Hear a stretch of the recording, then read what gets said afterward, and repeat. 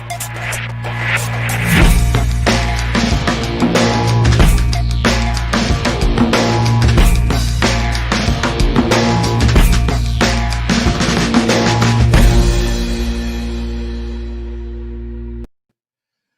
everybody, welcome to today's Daily Distinction. Yeah, it's a little bit of a different background today, isn't it? Tammy and I were binging the TV show Yellowstone quite a bit this weekend. So I just figured I've been with the Duttons in Montana for a big part of this weekend, so I figured I might as well have that kind of background here with us today. How's everybody doing? First in wins, Brian. You are it. Good to see you, man. Thank you for being here. Ted, great to see you too. Happy Monday to you. Hope everything is good there. By the way, no spoilers, please. No spoilers, because we did not make it all the way through the end. And Larry Wingett, my pal, sent me a thing just going crazy over how incredible the end was. And I guess it's a cliffhanger. And now the show isn't going to be back on for another 10 months. But hey, Carlos, great to see you. And by the way, I have an announcement with you in mind that's coming up right away. I saw your message this morning, and I've got an answer for you. So yeah, big finale last night, and see, we were late to the party. We had so many friends, Larry Wingett, others that were saying Dana Williams with Diamond Rio was like always on my back saying, "I can't believe you're not watching Yellowstone. It's the best show on television." So we started watching it, and man, did we get hooked! Oh my gosh, it is. Somebody said it's Dallas on the ranch or something. And I don't know what you want to call it, but and I got to tell you, you know why I didn't watch it? Back in the day when I was doing movie reviews many years ago, I interviewed Kevin Costner, and he was a total jerk. Hate saying that, he was. Maybe it was early in his career, maybe he was having a bad day, but it was one of the least favorite interviews I've ever done. And I just didn't like to watch anything that he did because he was one of the few people that was rude. But man, I'll tell you, he's fantastic in this show. He's great. And, you know, Kevin Costner wasn't put on earth to be nice to interviewers. He was put here to make Tombstone. So, or Tombstone, Yellowstone. Tombstone's like my favorite movie. Hey, Scott, good to see you. Hope you're having a good Monday. Pam, I enjoyed it up until the last yellow flag. You know, I think they need a rule, and I am not a NASCAR fan. I know a lot of folks are. Fantastic. I'm just not a NASCAR fan. I am crazy about IndyCar. But I will admit one thing NASCAR does absolutely right is that you have to finish with 3 laps under green, right? There's a green, white checker. They hated that it was setting up to be one of the greatest finishes ever because you had, the 2 guys right there, but you also had, who knows? I mean, maybe Graham Rahal would have won the race. And to end on the yellow, I thought was just, it was typical 2020. Right? Everything in 2020 is ending. Yeah, hey, Carlos, there's too many spoilers. You're exactly right. It is The Godfather on the ranch. That's a better way of putting it than Dallas. It's Godfather. Yeah, absolutely. Hey, Janice, great to see you. I saw Houston. I just had an alert come over that are you guys, you're having bad weather, aren't you? I just think I saw an alert. Oh, thank you. Wasn't that incredible? Yeah, no, Brian, I'm not looking for a fresca. Last night's Ken and Glenn show with a guy named Scott, we had a couple of people that had near-death experiences. And it wasn't that you hear about although somebody did come on and talk about leaving your body and all that kind of thing. One was a woman who was doing her first parachute jump. And you do that tandem with the instructor. And so she's talking to the instructor. They jump out of the plane. And basically, as they jumped out of the plane, he had a heart attack and died. And so she's fallen to the ground, and she looks over, and a friend of hers is doing a jump too. Well, their parachutes up and they just keep falling and falling. And she says something on that, and she reaches back, touches, got no response, and she lived. They fell from 14,000 feet and lived.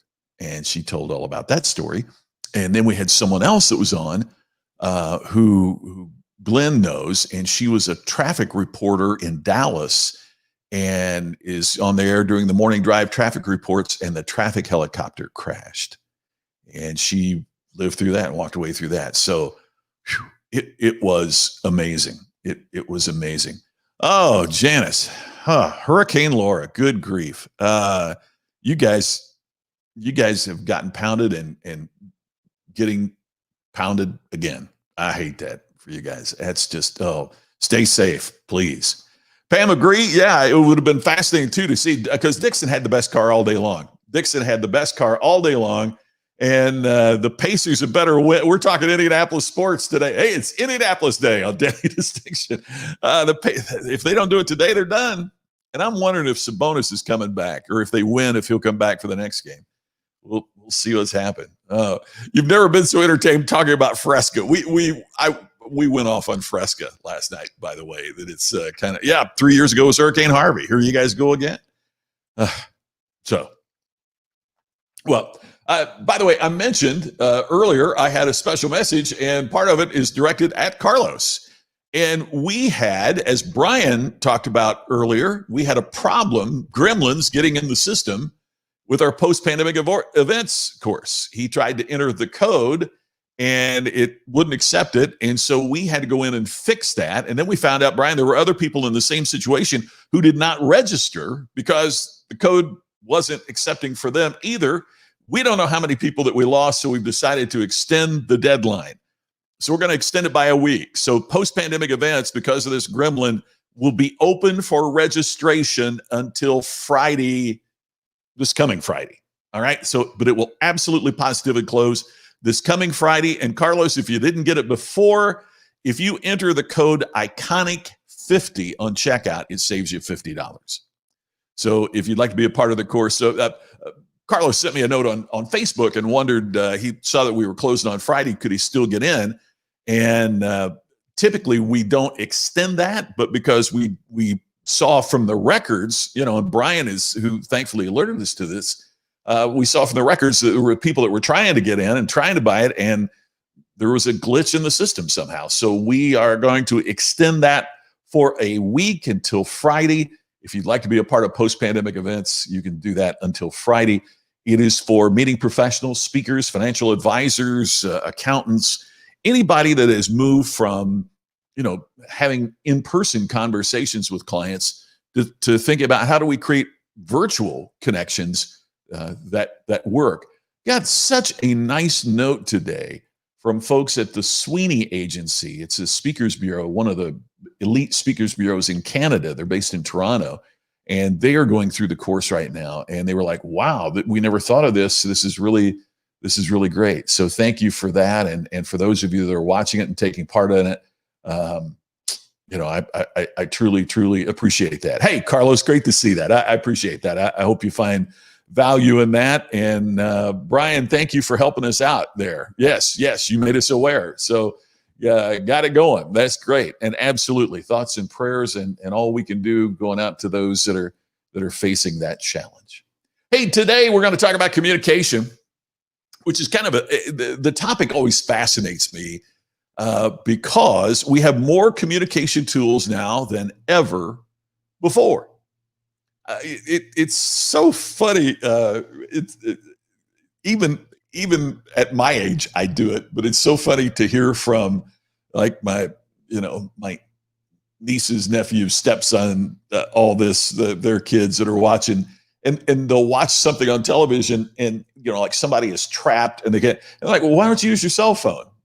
But it was made in an era where there weren't cell phones, or there's not even a pay phone close by. What's a pay phone?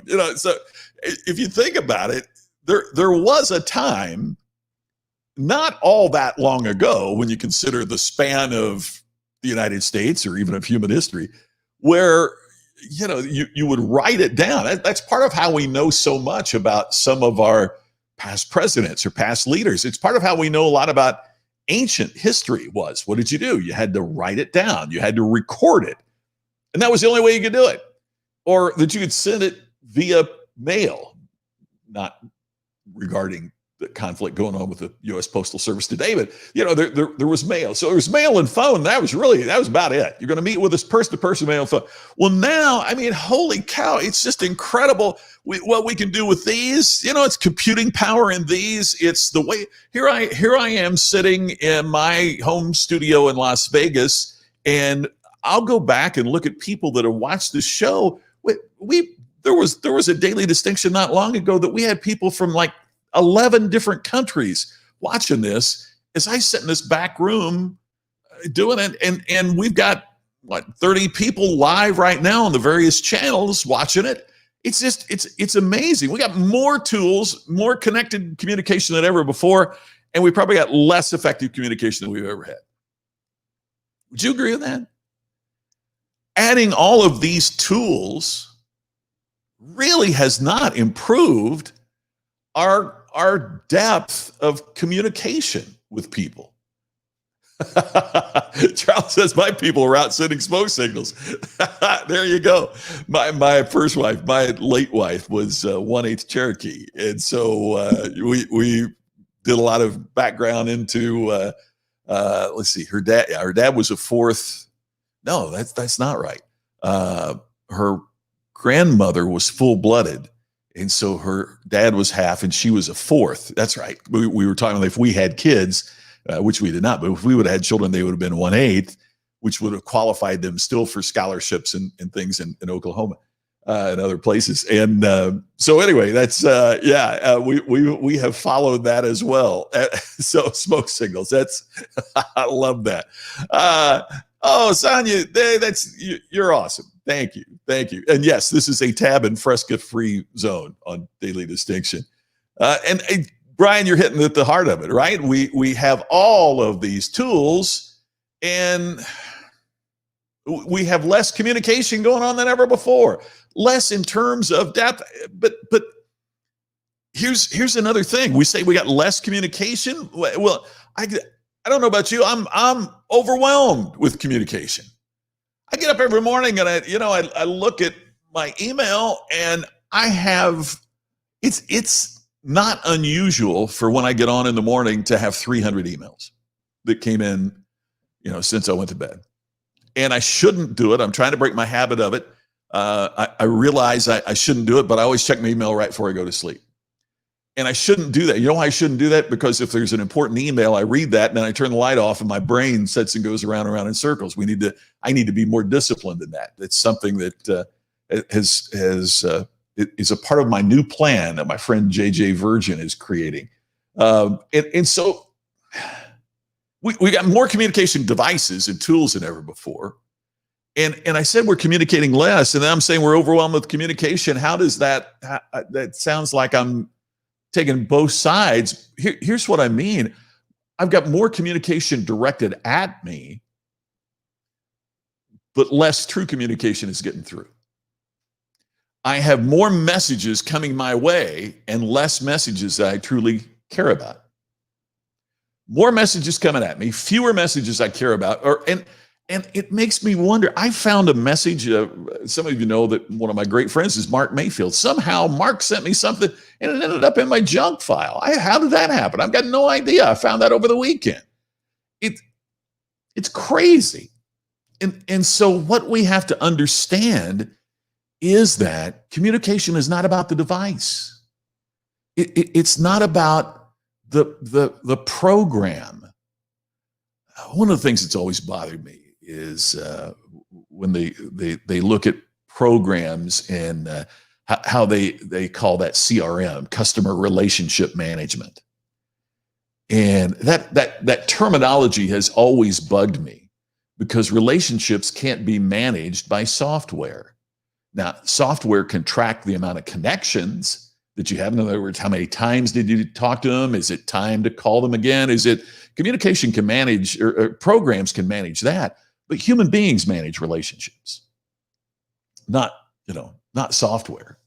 There's no software that's going to make you a better parent. There's no software that's going to make you a better friend. And there's no software that's going to make you manage your relationships with your customers better. You have to do that. You have to do that. It's not about, now, you can use a tool to help you and remind you and to coordinate with you and to broadcast, distribute. But individuals manage relationships. Individuals manage communication. And we're overwhelmed with messages. We get less good communication than we've had forever. Hey, Weldon, great to see you as always. Janice, you're exactly right. It's a quantity over quality, right? We get so many messages. It's just, Brian's right. So many folks are just throwing stuff against the wall to see what sticks. Yeah, it's amazing how we work without emails and especially without our cell. Isn't it amazing, Jeff? It's like people don't think that human history started until we all had our iPhones. That's just crazy. Yeah, Mark, I think Mark thought I was ignoring him. The tools have made communication less personal. Ted, you hit it on the nail. It's exactly it. It has depersonalized it. And if you look at what's breaking down because of bad communication, the breakdowns are not just business relationships. I mean, I found varying statistics as I was preparing for this, and there was no one statistic that was definitive, but it's anywhere between 55 and 85% of divorces are blamed on bad communication between the spouses. So we are suffering devastating effects in our businesses and in our personal lives because of ineffective communication. In this time where more messages are directed at us and more tools are available to us, the impact of bad communication is more than it's ever been. One study says that 70 to 80% of our waking life is spent in some form of communication, whether it is, talking to one another, talking on the phone, writing an email, sending a message via social media. Some studies say up to 80% of our waking life is spent in some form of communication. Yet we haven't talked enough about listening. How do we communicate? Have you ever been in a conversation with somebody and at first you thought they're listening, and then you realize they're not really listening. They're just waiting for you to stop talking so they can tell you what they want to tell you, as opposed to responding to it. You know what I mean by that? That they're just waiting for silence so they can jump in and make their point. We think that hearing is the same as listening, and it's not. Hearing means you have the physical ability to process sound waves into language, right? It is the sound waves strike our eardrums. It processes it to create these impulses that our brain understands. That's hearing. It's a physical function. It's why we call them hearing aids, not listening aids, because it helps us hear, but it doesn't ensure you listen. Just because you can hear well doesn't mean you're a good listener. So here's just a couple ideas about, really 3 ideas about what you can do to improve your communication. And the first one is listening. Listening. So here's just 3 things you need to do to be a better listener. And by the way, I'm working on these, right? I mean, I don't think there's anything that you do and a point that you reach, like if I go out and shoot free throws, or if I go to the driving range and hit golf balls, I will constantly improve. And there will be a point, you would hope, that you go, man, I'm a master free throw shooter. I'm a master golfer. I mean, there are certain things that if you practice enough, you will develop, but you could always get better, right? You can always get better. And I think listening is just like that. That you continue to learn to listen and you continue to put it in practice. Okay, so listening skills begin, number 1, with being attentive. Paying attention to the other person. Now, see, that works whether you're talking on Zoom, or that works whether you're in a one-on-one conversation, Or that works even if you're communicating and you have the person that you're talking to on speakerphone. I have been guilty of that lately, with the Ultimate Business Summit that was going on. And this is just an excuse. It's not a good reason. It's just the excuse. But with the Ultimate Business Summit going on, man, things were just so jam-packed and time was so tight. And I had a couple of calls that I had them on speakerphone while I was doing something simultaneously. And I tell my wife all the time how good I am at multitasking and all that. But even the best person at multitasking is not as good as the person giving 100% of their attention. And I realized later on those phone calls, my time would have been better spent to devote all of my attention to what was being said in the phone call at that moment, and then doing the UBS stuff in another moment. I did a halfway job at both of them, as opposed to, and it took the same amount of time, as opposed to, so being attentive, being focused is critical. Second, being open-minded. Because we can process faster than we can talk, so many times people start and we jump to a conclusion. And that conclusion very often is erroneous. And then it derails the whole conversation because then you're just not in sync anymore. So maintaining an open mind as someone is communicating with you is really important. One of the things that I've learned kind of the hard way is I was on a conference call this morning and someone said, "What do you want to do about that?" And I said, "I'll get back with you this afternoon. I want to think about it." That doesn't necessarily make you the decisive leader that sometimes people are looking for, but I think it gives you higher quality responses. And you know what I found out later too is the person I was talking to really appreciated it. I know because they told someone else who told me that they really appreciated that I was willing to take the time to think about it, because that meant I valued the communication. That's part of why I wanted to talk about this today, because it really struck me. That wasn't what I was thinking, but boy, what a great residual benefit. Third, be present in the moment. Be there. Be there. Wherever you go, there you are, as the saying is. But being present in the moment, giving that moment your all, is absolutely critical to this. Here's the second one, and it should go without saying, but the second key to enhancing our communication is simply honesty. A study done in 2004, and the reason I put that there is I'll bet you the results would be worse even today. In 2004, only 51% of employees believed their employer generally told them the truth. Oh, only half of employees believed that their employer was telling them the truth in 2004. 16 years later, I will promise you the score is less than that. Man, crazy. So what we have to do is to let people know that we're telling them the truth. Maybe we need to prove it, right? Maybe we need to show them or document or whatever. But we've got to let people know that we're telling them the truth. We got to show them how we're telling them the truth, and we got to back it up. You got to walk the talk.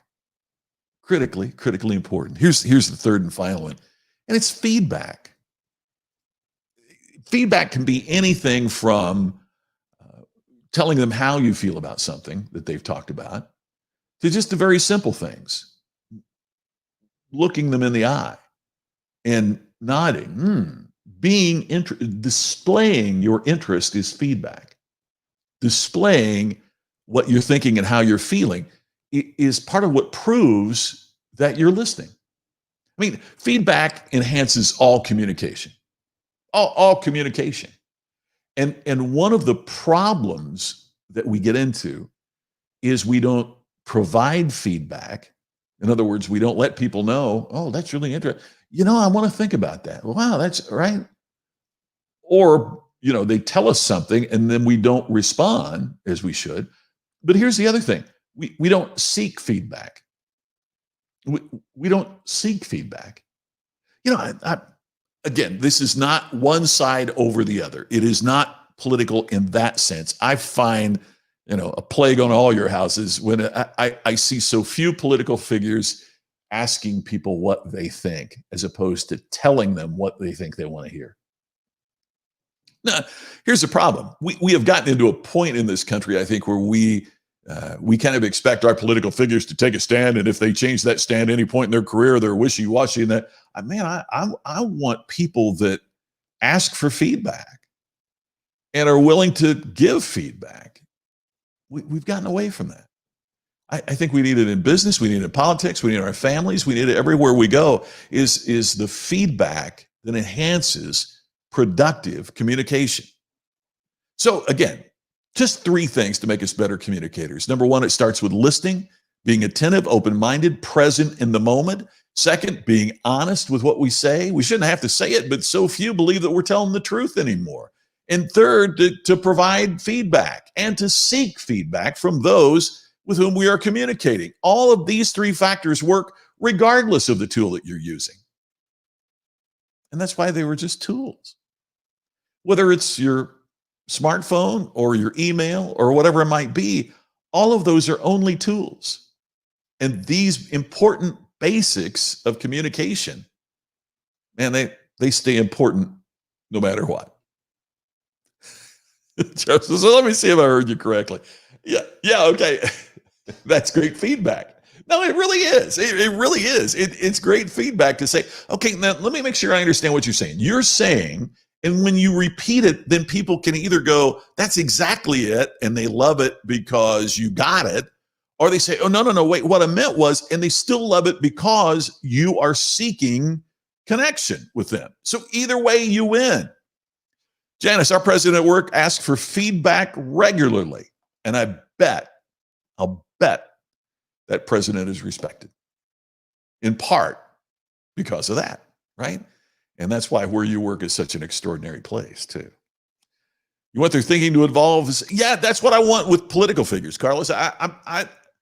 If they say, well, somebody voted this way 30 years ago, so how could he possibly believe this now? Well, I hope their thinking evolves over 30 years. I don't want to be held, that what I thought 30 years ago is what I got to think today. And I don't see enough of that. I want to look, my business got better when my thinking got better. My thinking got better when I learned more. I didn't learn more and say, well, I wish I could apply that, but I didn't in the early days of my business, so I can't do it now. But yet that's what we seem to expect. And it drives me crazy.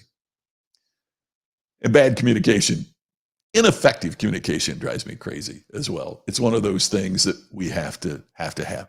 We want, yes, Janice, you hit it. We want personal growth from our leaders, whether it's our leaders in business, the leaders in our communities, in our families, or governmental leaders, whatever it might be. Wherever you work and whatever you do, we want our leaders to grow. And so do the people that follow us. So that's part of why we're all here today, right? So we can all get a little bit better at what we do. We can all learn a little bit more. We can all grow just a little bit more. It's part of what good communication is all about. Hey, don't forget free resources available at distinctionnation.com. If you're just tuning in, the deadline has been extended. We had some gremlins in the system, and so the deadline has been extended until this coming Friday when we'll shut the card on postpandemicevents.com, and you can save $50. Just enter the coupon code ICONIC50. There's no place else that's talked about except right here on Daily Distinction. Hey, before I go to the reminder, save the date, the Distinction Summit, stand out, earn more. The Distinction Summit's October 16th to 18th, and we'll have more information on all of that coming up very soon. Hey, thanks everybody for being a part of Daily Distinction today. I look forward to talking to you again tomorrow. Same time for the next Daily Distinction. Thanks for sharing. Thanks for being here. Talk to you soon.